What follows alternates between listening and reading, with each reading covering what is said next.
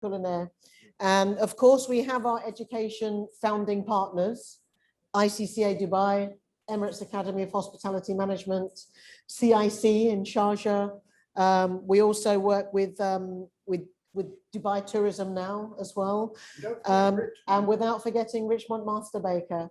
But for the first time this year, we're actually going to receive a contribution from Worldchefs, which is great. I mean, our event is of course supported by Worldchefs, and in 2022, we have the World Chef Congress coming.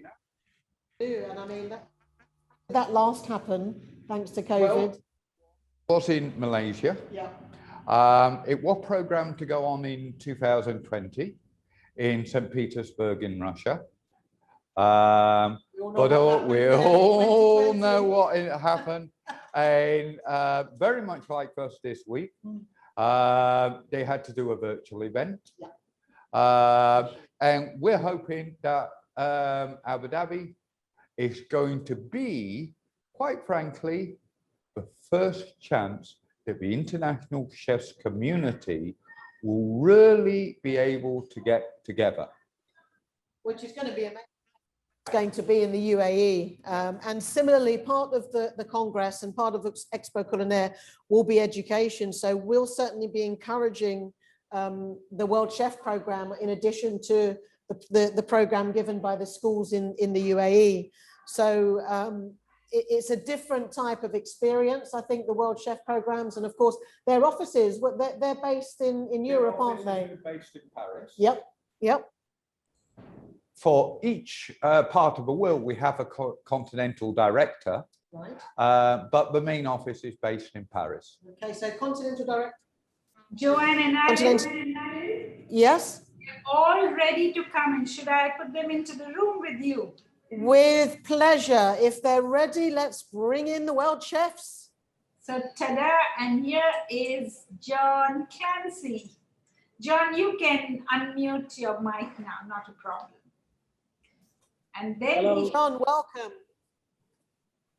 And now we have Ragnar, Chef Ragnar. Hi everyone, lovely to see you. Chef Ragnar, good to see you. Yeah. And there goes, and there we have Dora with us. Hi Dora. Hello everyone, hiya. You can start talking, all of you, and when Andy's ready and Andy will join when the time is right. So perhaps really already, I mean, we were starting to talk about the wonderful network of World Chefs, and it's absolutely fantastic. We're delighted to have you as part of ExpoCulinaire, where we've been building education for 3 years. But we do feel that by World Chefs program injecting into it, it's going to be a different aspect. Education is a strength of World Chefs, isn't it? Yes, thank you, Joanna. And I've been watching you all morning. It's a really like a big celebration. And yeah, as you said, with the ICCA, with the Emirates, with you, we've been working together. And this is just a little taste of what we're going to see at the Congress next year. So can't wait. And I hope you're all excited like we are. And thank you. So and I want to just, if we can just jump right into it. I don't know if Andy is taking a shower. I see he's been walking around really hot there. Huh? I actually envy him a bit. I'm in cold Paris, but we can dive right into it. Joanne? He'll be with you in a couple of minutes. Yeah. You let me know. But please start, as you wish, chat. Okay, thank you. We just want to hear more about it. Yeah, thank you. I couldn't just hear you there, Joanne. Please say again. We're ready. I said, so Andy will be joining you in a couple of minutes, but for now, if the three of you could just explain a bit about the program and about what we can expect to see today. Okay, allow me to make a little introduction, and then we will bring it over to John and Dora and Andy when he comes in. And I want to thank all the listeners out there for joining us. I mean, World Chef is very proud to present this session called Future Proof Your Skills. And if you're a chef working in hospitality, or any person in hospitality, you might want to listen in carefully. Also, if you're an employer or a manager in hospitality, then this is very much relevant to you. So let's dive in, as we said, and while we're waiting for Andy to come along. About 10 months ago, we had a global online discussion where Worldchef hosted a discussion on skills back in May 2020. And like you said, we all know what happened then. At the time, we asked leading employers whether skills is still mattered within hospitality, given the light of the turbulent time that the sector was going through right then. And well, the answer was yes, firmly yes. But at the time, there was a lot of uncertainties, and we didn't really see the light at the end of the tunnel. Many months have gone by now, and now we see with vaccination is being rolled out across the world at different speed, I'm afraid to say. But we wanted to revisit the same question, and this time to focus on the recovery of the industry and the role that skills are expected to play during this recovery. So it's really within this this context that we'll be talking to and asking our guest speaker, our guru, Andy Cuthbert, if he's coming online soon, to share his perspective as an employer on the impact of the pandemic has had on jobs and skills 1 year on, and what individuals can do or should do to be able to keep their jobs and compete for new jobs as we move forward. So we're also here joined by Dora Timar, who is Senior Manager of Recognitions and Frameworks at City and Guilds, a very close partner to Worldchefs. And of course, our own mascot is our John Clancy, who is a Worldchefs Education Director. And well, they will help us sort of unpack this point, unpack the Easter present from Worldchefs, if I could put it like that, and share their insights on how Worldchefs and City and Guilds, two leading global organizations on the skill space, we are supporting the industry. So, so welcome to you all. Welcome, John. Welcome, Dora. Okay. Do I say welcome, Andy? Is Andy with us? Here. Oh, good man. I am here. There you are, City. I've seen you walking. We've got an echo. Hang on, we've got a mute. Hang on. We got a little echo. We're muted. First thing we have to do, ladies and gentlemen, is sing in the national language of choice, happy birthday to the Viking. It's the Viking's birthday. So, John, you can go first in Gaelic, and then Dora and I will do English. But happy birthday, Ragnar. Thank you. Thank you. I've got my mask on, as you can see. I've got my red head on. Woo, happy birthday to you. Happy birthday, dear Viking. Happy birthday to you. Oh, bravo, John Clancy. I mean, what a superstar, honestly. Sitting there, he could be you 3 or you 2 in a previous life. Are you as well? It's the perfect birthday because good to see you guys. All right, I'll sit down now. I'm exhausted, Ragnar. Look at the top of my head. I mean, Jesus wept. Anyway. Morning and really wanted to be there with you. Thank you for this birthday present. It's an almost perfect birthday. The only thing to make it better is it was there with you. Yeah. Worldchef family, it's almost like a second family. So I'm really happy to celebrate this day with you guys. And Andy, thank you so much for jumping back on the call. I see you're really busy, and I mean, everybody really knows you in the region. You are the head of the Emirates Guild and so much more. But if anybody's joining us right now, Andy, can I ask you just to make a little introduction to yourself and a few words about your different roles in the industry, in your region, in the world, as an employer as well? No, yeah, I mean, I've been extremely lucky, Ragnar. I've been out here at the Emirates Culinary Guild since 1992. I arrived in Dubai in 92. I came from the UK. I'm originally from Australia, from Melbourne, where I trained as a cook in small restaurants in the hotel. And then I'm sorry, I meant to look at the camera. I'm looking at myself, but anyway, no, don't do that, mate. I can't see Mr. Ragnar. So I want to see the lovely Viking on his birthday. So I've been very lucky to travel the world as a cook, and then I landed up in Dubai in 1992 as sous chef with the Hilton, and then I've stayed out here in Dubai in the United Arab Emirates since then.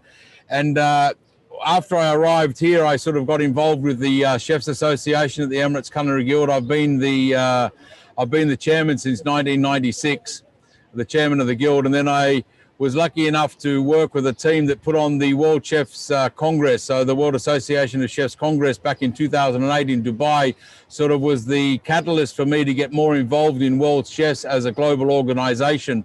And with our old friend, Dr. Billy Gallagher, who asked me to get involved with the Young Chef Development Team. So I was heading up as chairman the Young Chef Development Team. And then I got roped in by that troublemaker from America, Charles Carroll, to be the Congress chairman. So myself and Ragnar and John, we had a great time over in Thessaloniki in 2016. And then that other troublemaker from Germany, the president, Mr. Thomas Gugler, decided that I wasn't busy enough. So he said, okay, you can be the Continental Director of Africa and Middle East. And at that stage, I said, hang on a minute, there's too much to do. So I handed over the reins of the Young Chefs Development Team to Alan Oriel, who's now up at Disney in Shanghai. And in my spare time, I run a hotel. Right. So I do. I'm the general manager for Jumeriah, which is Jumeriah is a 5-star luxury brand based out here in the UAE, and we have hotels throughout the world. And I head up the hotel at Jumeriah Creekside, where we're broadcasting from today. And I'm the general manager of the hotel, and I also look after the event business for conference and events down at Madinat Jumeriah. And then when I got a little bit of extra time, I go and look after a little nightclub called Zero Gravity. So all you young guys and girls that are on the call, Google Zero Gravity, and it's a fun place to go to spend my spare time. And other than that, I go to sleep every now and again, Ragnar. Hang on, I've got to plug myself back in. I've dropped my ears. So that's me in a nutshell, Ragnar. Well, wonderful, Andy, and thank you for sharing that, because I just wanted to make a point of the wealth of experience that you bring into this discussion. And I know that 1 year back, I mean, you had to lay off a lot of people, and especially all around Dubai and the Emirates, there was a lot of laying off people, and so you can share all that experience. But now, as we start to reopen, Andy, and at a different rate around the world, but Dubai is opening up, and if you had to pick one thing, what would you say is going to be the main focus for employers in the hospitality sector as the world starts reopening again? What is your focus as a manager of a hotel, as an employer? It's been a crazy year. I mean, who would think that we're still here in April 2021? Now I've got echo again. Is that okay? I don't know what's going on. Hang on, I'll put this back in my ear. We're in a garden, so it's all good. Yeah, who would have thought that we were going to still be in this challenging times in April 2021? And so, yes, there was a lot of commotion all around the world. The hospitality industry, like many industries, just pretty much crumbled overnight. But we have been lucky in the United Arab Emirates to be able to slowly open up, very controlled, very particular on the things we do. But we have great leadership that has been able to put in place throughout the country over the last 13, 14 months, a good plan to make the reopening a success and also safe. So as an employer, what we're looking for is to bring in skills, re-employ skills, make sure that we get the right people back as and when we need them. We can't just say, okay, bring 1,000, bring 500, because it's still a little bit of a slow procedure just to make sure that we are ready. And when we bring the people back, we've got the work for them to do. So a strong focus is going to be bringing the right talent in, looking at the people that we have with us still that are waiting to come back, making sure we engage with them again, but making a solid plan to make sure that we can have that continuous employment moving forward. especially with such uncertainty. I mean, you guys in Europe know much more about this than me, of what's happened in the last 4 to 5 weeks, and even in the last 5 days, when we saw Italy, for example, going into a quick lockdown for 3 days. So that is something that we will be cautious about as employers, to make sure that we have the continuity of employment for the people we bring back. So you have all that pressure of the profitability, making the business run still, and now also the recruitment side and on the skills. And so how can you balance that? How can you balance that need to drive the profitability and still deliver on the customer experience, and still remain skills and talent within the company? I think it's important to make sure that we deliver the levels of service. You know, a lot of restrictions were put in place, and a lot of things were removed that we would normally do. You know, I was chatting to someone a couple of months ago, and they were talking about the hygiene protocols and the cleaning. I said, well, we didn't just start cleaning hotels 6 months ago. We've always cleaned our hotels. We've always run our hotels at a very high standard. So I think the levels of service will need to be a key focus. Then to be able to bring the talent in to deliver that level of service again as well. But we need to remain agile as leadership to make sure that we can manage the expectations of the traveller, because we want to make sure we have a good peace of mind. When people do stay in our hotels, they want to see people wearing masks. Yeah, we're very particular about wearing our masks in the UAE. We have a set of protocols that we have to follow. I was very lucky to be able to host, as the hotel, the Dubai duty-free tennis tournament, where we went into a bubble situation. So there's learning at managerial level that has to be considered as well. And the managers need to be able to train their colleagues when they come back, train new colleagues that are coming into the business as well, that may not have worked with us before. And that's going to be a big focus as well. So it's a combination of things, Ragnar. And I see, Andy. So I mean, for you, it's really that focus on bringing that quality service, the skills, recruiting the right skills for the right job. I guess that also means when you're recruiting, the chefs will need to be able to show their skills and to upskill themselves during this period. Have you seen that? As part of the Emirates Culinary Guild, we've been doing that for the last 12, 14 months, where we've been looking at how we can help chefs that might be at home. How can we do an online version of our competitions? But there's also been encouragement through some of the certification programs that we have in Worldchefs, and coupled with Dora and City and Guilds. I've made sure that in my hotel we've pushed the chefs, but we've also pushed the other departments into the certification program that we run as a joint venture together with Worldchefs and City and Guilds.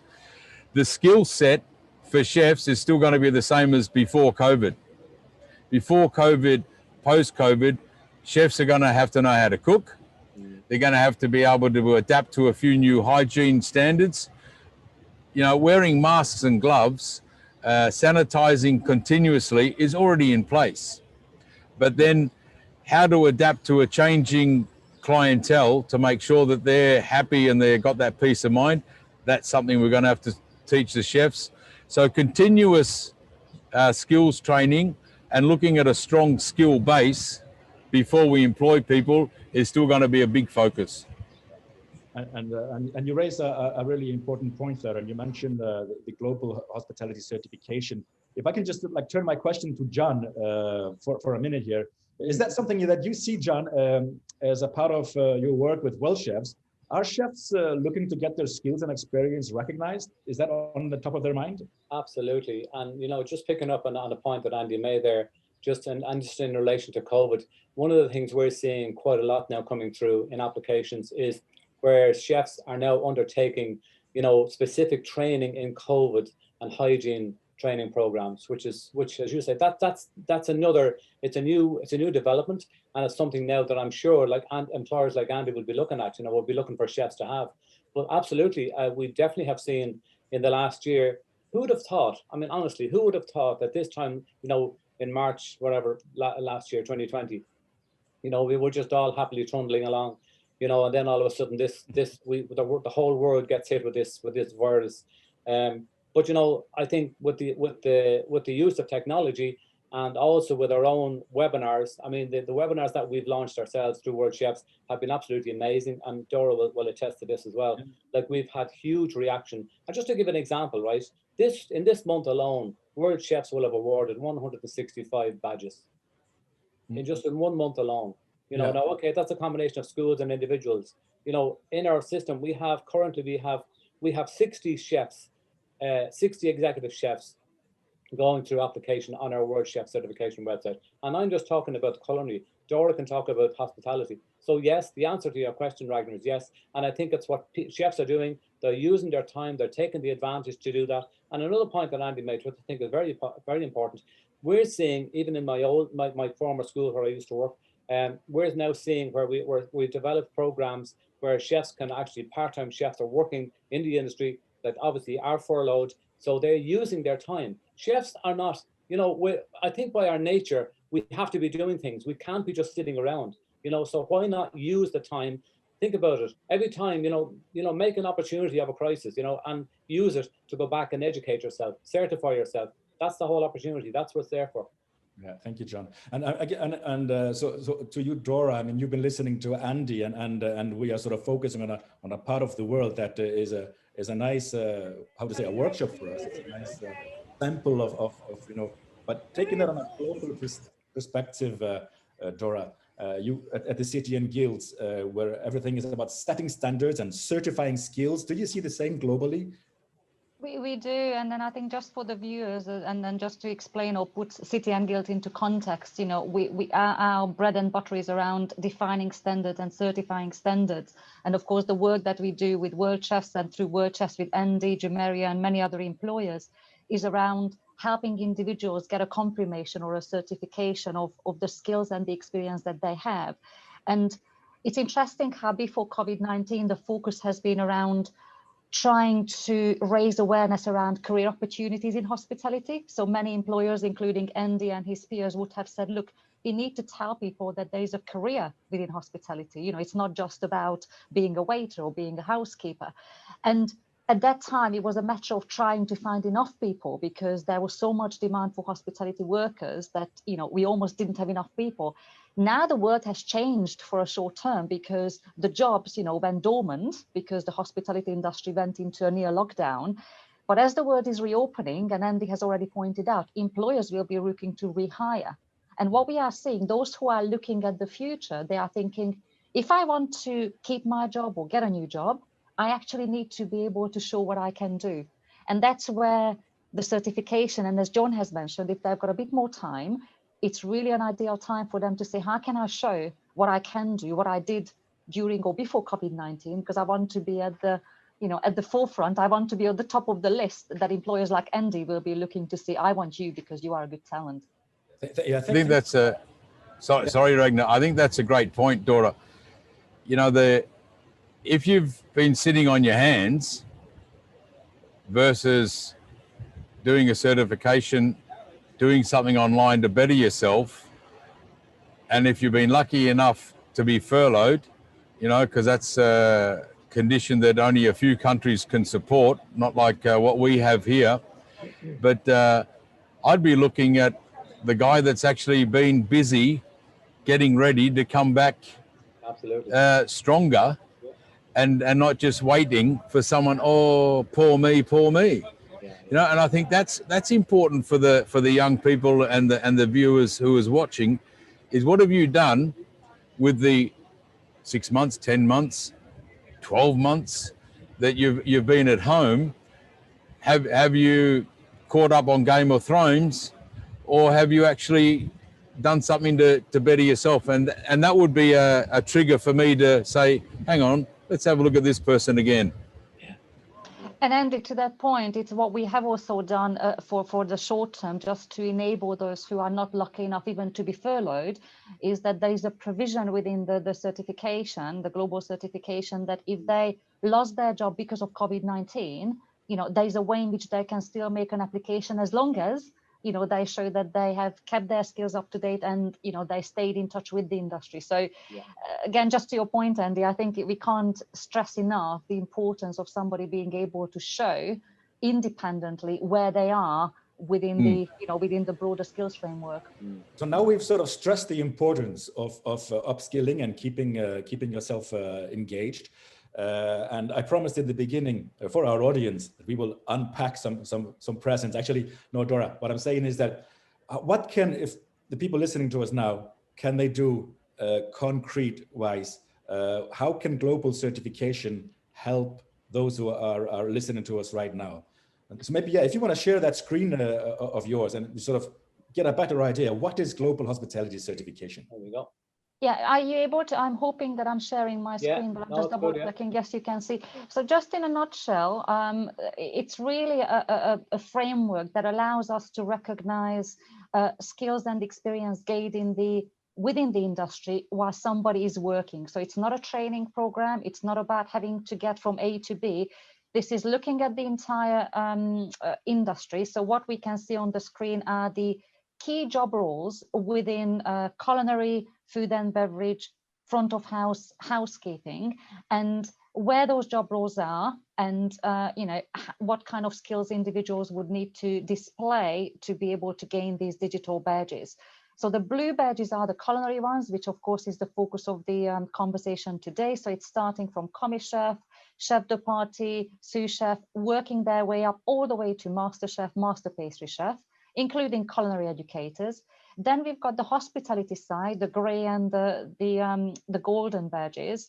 It's starting again from team member level, so looking at the waiters, receptionists, housekeepers, supervisors, managers, all the way up to the level that Andy is representing. So it's looking at the GMs and looking at even the cluster managers. So those who are managing clusters of hotels. Yeah.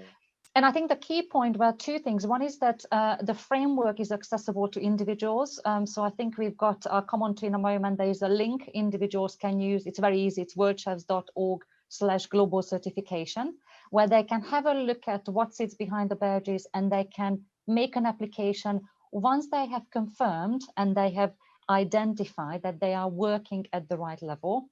And of course, we are also able to work with employers, and Andy is a great example. So Jumeriah is already engaged in the process where the framework itself can be mapped into an in-house training or performance management system. Yeah. So I guess if we've got your viewers listening around the world, and I'll come on to John for his comments as well in a moment, but it's really for them to have a look at the badges, they can look at the requirements, and then they can decide which would be the right level for them to apply for. I'd like to, just before, maybe it would be interesting to get some thoughts from Andy as an employer, as a hotel manager, and who has already been studying our global certification. Andy, what are your thoughts in general about the global certification, and why is that important for the industry, for employers or individuals to engage with? Got me hat on, put me new hat on. Getting too hot, Ragnar. Getting too old for this. Certification. I think what we've done together, where we established a great path through the culinary side and let that now blend over to multiple departments and multiple disciplines. And I was very happy to pilot that with Dora and City and Guilds, because for me it gave, in our part of the world, another tool for us as employers to give to our colleagues, to give them something that they can be proud of and to work towards. And we make quite a bit of a big deal when the people do graduate through the different levels, and whether it be the front office, the housekeeping, and the chefs, of course. So this badging system not only helps them get a leg up, get another touch of recognition on their CV, but what I can do as an employer is I can drill down a little bit into their CV when I see that badge And they say, hang on a minute, what's this guy done? What's this girl done? Oh, that's interesting, you know. So they've proven their skill set already, because it's a great benchmark. And as Dora would explain, you know, the way it works, it's about matching and making sure City and Guilds and my standards together, not, you know, one up here and one up here and one down here. And that's important as well. And it just gives you that extra confidence as an employer that you're making the right choice. You've been able to identify something that those people have done extra, and that badging electronically attached to their CV that comes through to us through our hiring, recruiting departments. It's just another bonus for the future employee. And so you use this tool as both as for recruitment and also for internal development of your skills.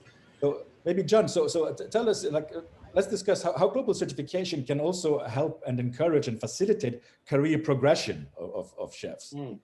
Well, and just to Andy's point and to Dora's point as well, one of the things that I've noticed, and it's quite a how would I say, it's quite a satisfying thing to see that where chefs are making applications, they're really putting a huge amount of effort into displaying their information, you know, putting together a really fantastic portfolio of their skills, their expertise. And, you know, you get this lovely feeling from them that, you know, that there's a great sense of achievement on their part. Like, we're seeing chefs coming from all sectors, you know, cruise liners, hotels, restaurants, you name it. They're coming from everywhere, which is absolutely fantastic. So that just tells you that, you know, the broad attraction that the certification has for chefs, Ragnar. You know, that it's not just, you know, and I suppose if I go back to the very start when we looked at the whole notion of certification, of how we wanted to give recognition, international recognition for chefs. You know, lots of other trades and lots of other, you know, occupations have a form of recognition. So we said, well, why can't we do it for chefs? Why can't we do it for all the people who are working in hospitality? And I think that's what this is about as well. It's about that, giving them that sense of achievement. And I can tell you, the pride that they have, like as soon as these chefs receive their certification, it's up on Facebook, it's up on social media, it's everywhere. Like, that will tell you the pride that they have in it, that it has a value. It has a value, and it goes back to Andy's point. You know, that's what it's about. It's about giving them, you know, that it has a sense of worth. It's an achievement. And Ragnar, if I could just add one more thought to John's comment, I think the other key value, apart from the pride and the recognition it gives, is that the whole framework has been built with employers. Yes. So it's not a framework that Worldchefs or City and Guilds designed sitting in a dark room. From day one, we went out, and Andy will be the example, because he was the very first person I called up, you know, when we had the idea to say, Andy, look, we are looking to do this. You know, we would like to talk to many employers around the world, including a number of global brands, including Jumeriah. So it's been built based on what's happening within the industry. It's been built by what employers are looking for, and it continues to evolve. And I think that's probably the other really important point, apart from what John said. So on one hand, it's recognition. On the other hand, it's being able to show that their skills are relevant in a secure, verifiable, and digital way. Yeah. It also gives strength on the CV when you see that badge, because of the link across to City and Guilds. You know that it's verified, you know, and you know it's been looked at, and you can trust what that badge says. You know, it says what it does what it says on the box. And that's a very good point, Andy, because, you know, the whole, and Dora, we're behind this 100%. The quality assurance aspect of this is very important, you know, because we have there are certain strengths to it. You know, witness testimony is one. You know, people say, well, how can we prove it? The witness testimony is there. It's a very, very rigorous process, you know, that we use, and, you know, we can stand over 100%. And, you know, not one, you know, in all the years since we started, what, 2012, Dora, I think, was it? We started. We have had not one person complaining, not one person contesting any of our decisions. You know, so that stands for itself. And you can vouch for that, John. You have been also an assessor, and so you know that user journey of an individual who would like to apply. Maybe you can tell us a little bit about that as an individual, how you can then engage with the global certification. It's a recognition of skills. I mean, I'll let you It talk. is a recognition of skills, and I think, I mean, I suppose if you go back to, like, as I said before, you know, it's about, and because there are different levels. Like, I mean, let me just give an example of, say, the culinary educator badge. You know, we have huge interest now in the culinary educator badge. We've got something like, what have we got? I'll tell you now exactly what we have. We have 20 culinary educators currently applying for certification from World Chefs. Right now, yeah. So that's going to tell you the interest already, even from the culinary educator point of view. Like, aligned with that, you also have the schools. So, you know, think about it, you know, schools that would be proud to have teachers who have been globally certified by World Chefs as a culinary educator.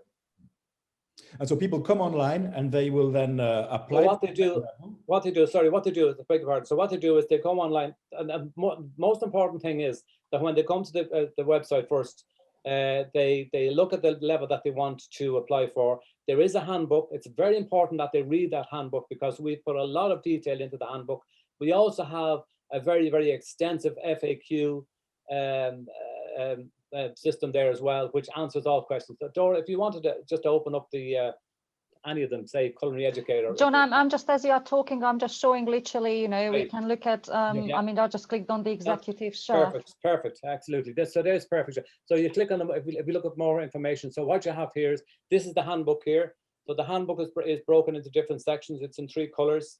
It's very, very well set out. It's very easy to read, very easy to understand. You know, all the requirements are there, all what people are asked for. Yes, we will obviously get some questions from some people, because, and that's totally understandable, because when people are visiting this for the first time, you know, it's bound to be a little bit, you know, it's bound to be a little bit maybe or confusing or whatever, but people need to just take their time, read it and digest it and go back to it. It's a constant reference all the time. So once they've read that, then they can then go and they can either download the badge. Here's here, you can download. John, I'm also just pointing out, just sorry for interrupting, because before they even look at, you know, the specific badges, we've got an introductory guide. Yes, sorry, so it really just introduces people to what the whole process is. Yeah. So I think it's really important that they read. It's only 10 pages, but it gives them a view as to what it is. And as you mentioned, John, we also have got the FAQs here. Yeah. So before they make a commitment and before they say, I want to apply, we just would like them to take their time to make sure they understand what they are signing up. Absolutely. We don't want people applying for, you know, the highest level and they're not at that level. You know, the most important thing is, whatever level they're applying for, they must be currently employed at that level. Yeah, that's a very, very important point. They already have, right? Yeah, absolutely. So any individual can autonomously. And by the way, you don't have to be a member of a chef association. You can be an individual. All the better. I mean, I'd love to see. I'm sure the chef associations, you know, would love to see their members applying. But I mean, we get a lot of people with members in and out. It doesn't matter. Absolutely. So yeah, so it's open to everybody. There's another way, and Dora came. She came on that point. Is if there are anybody in our audience, a manager in a leadership position or an employer directly, then there is also another process for them to use this as a tool, as Andy mentioned, to develop and recruit skills. Absolutely. Yeah. So we've got what we call the corporate route that's available to employers who have got a defined structured performance management system in place. So we've got a number of those going through the approval process. And the same for schools, because we mentioned that schools are the hotbed of talent being developed. So we are able to work with schools who have got a program up and running. We've got schools like Kaiping, you know, who are the first school in the world to transfer across to the new framework. So we would welcome any. I mean, you've got the you know, your website address, your contact details behind you, so anyone can get in touch through Worldchefs, and then we'll come back to them and explain the details. And also ICCA as well in Dubai. We're partnered with ICCA as well. Sorry, John. Yeah, ICCA in Dubai. I mean, they're part of our recognized school. That's right. It's a culinary school. Fast track. And on the employment side as well. So we have experts who go into the either the employer. Absolutely. So we've got you know, industry experts. Right. Industry experts who work with. So imagine that, you know, we go in, we assign a person to an employer, and we look at the processes that they have in place. So it's not about them having to implement a new process. It's about looking at what exists, looking at what they consider to be a good quality benchmark for their job roles, performance management, and then we bring it together and align it to the framework. And for the employer, actually, apart from, as Andy said, he uses as a benchmark for recruitment and skills development, but also the badging offers this great opportunity. It's a marketing tool where you are issuing a branded badge with your corporate name, and this will then be out in social media, and we can track and trace the use and share and impressions through. Yeah, so we'll be actually making a further improvement on that, Ragnar, because naturally, you know, just before COVID-19, we were completing a pilot, and what we will be doing is creating a signposting page for all participating organizations. So that means that they will have an additional opportunity to showcase what they do, but also to attract talent specifically through the certifications. Again, a lot more details will be coming on that. And the final point, Ragnar, and that's something that Andy has already highlighted, it's the digital and the secure nature of the badges means that we will be making connections like Hosco. You know, you've got a global network that employers are using to recruit, and the badges will be used as the currency, if you wish. So when an employer wants to know if somebody has got their skills on the CV certified, they will be able to see whether they also have got a corresponding badge. Yeah, exactly. Well, thank you. The other part I'd like to mention, sorry, Ragnar, you know, that for us to be able to deliver this to our colleagues, our employees over in our part of the world is very important, because many of our guys come without formal training. And unlike John or myself, who went through a formal apprenticeship, 4 years through whether it was a city and guilds in the UK or another, it was TAFE in Australia for me. Sorry, Dora. But I was talking to Bern Uber earlier today, you know, about the level of skills that are being taught now. And for us, you know, we employ young people from all over the world and from some of the not so developed countries where they haven't had the opportunity that we've had to study 3 or 4 years or 2 years in a course. And so for us to be able to have our own internal trainings, you know, verified and certified, and the quality insurance, as you said, John, that is also important for us, because we know that we're able to train our guys, and our guys know that their skills are going to be transferable to the next employer as well. And for me, it's very important that it's to give them the opportunity to get proper training. But I think also there's another point as well, that it's also, you know, it would also improve retention as well, staff retention, because staff will stay. You know, if you're going to invest in staff, invest in their training, they'll stay there because they see a value for what you're doing, what you're offering them. Absolutely. Very true. Great point, and Andy, making skills visible. And is what you're saying, and it's really what we are striving to do. So thank you for bringing that point at the end. So I think the key takeaways is for anybody listening out there is, if interested, this is all on the website worldchefs.org /global certification, and you apply online. And if you have any questions, we also do have an email address. certification@worldchefs.org, and we'll be glad to answer any questions or concerns that anybody might have.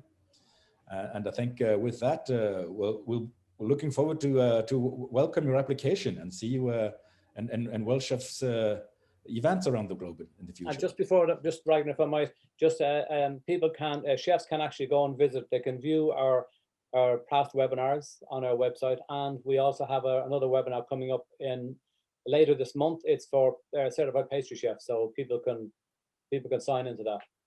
Absolutely. So they can follow on worldchefs.org, sign up to their free account, and follow what is happening in Worldchefs webinars and events. So before we leave, I want to thank you, my beautiful panelists. It's so great to have you. Unless there was anything else you wanted to add. I'd just like to say that over here in the land of sand, we're actually in the middle of a hybrid culinary competition endorsed by Worldchefs. And I'm going to get my little camera lady.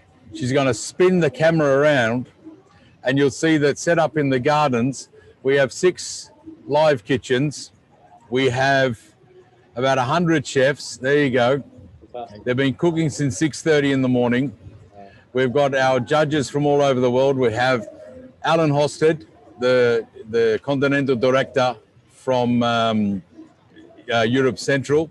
We have the president of the Egyptian chefs, Hossam Soliman. We have the president of the Qatar chefs, David Sosson, with us.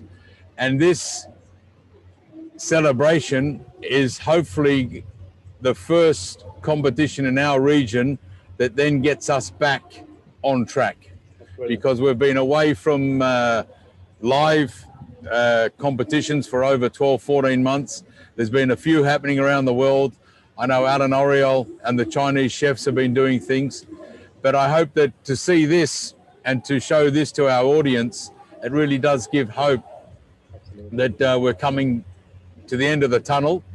We hope that the certification and the skills that the chefs get by competing in such competitions is something that they enjoy to do, but it also helps them in their career. And then really to hone their skills in front of their peers in a competition scenario, it also gives the guys a great opportunity. So just thanks for letting me say that, Ragnar, and just to have a little show around of our garden. And Andy, while you show around, if I can just say before I leave it back to you, so I want to say a big thank you to the ICCA school in Dubai. Yes. Virtual clap. Education partner and a great supporter of World Chefs. So really, thank you. Thank you to ExpoCulinaire, organized by the Purple Kitchen, our friends, Joanne Cook and her team. We look forward to work with you for our next year's edition, your next year's edition, which will be hosting the World Chefs Congress and Expo in Abu Dhabi in 2022. And last but not least, Andy, thanks to you, a World Chef member, the Emirates Guild, the amazing work you're doing, all of you, voluntarily for all the chefs in the country, for the whole region. You're a guiding light of the whole region. Getting sunburnt. Getting sunburnt for us, you know, that's, Absolutely you do it for a great cause, and I can't thank you enough for all your support. amazing. Just to Hello, find Sanjay. to our audience, don't forget to create your World Chefs account, a free account. There's Sanjay. Very good to see you, my friend. Sanjay and Shanaz down at the ICCA live hub. Enjoying it. And Andy, we feel really guilty because we are seeing your color changing within the last, I think, 40 minutes, you know. So it's, you know, we feel very guilty for sitting indoors. Oh, it's a beautiful day. Great. Beautiful day in the garden. Okay. It'll get cooler now, Andy. We'll be okay. Got me hat on. Yeah. Nice, Shanas. Just to want to say thank you to the audience, and just a reminder, if they can open their free World Chefs account on our website, worldchefs.org, to stay informed. We have about 100,000 jobs available there, and they can visit our certification website to apply and make sure that they're making their skills visible, and also to stay tuned for World Chefs Congress Abu Dhabi in May 2022. This is where chefs meet, where friends meet, and until then, please stay safe. This is World Chefs. Over to you, Dubai. Happy birthday, Ragnar. Thanks, Andy. Thanks, John. Thanks, Dora. Thank you. Thank Great you to so see much, you all. guys. Good to see Thank you, all. Shanaz. Thanks, Angie. Good to see you. See you soon.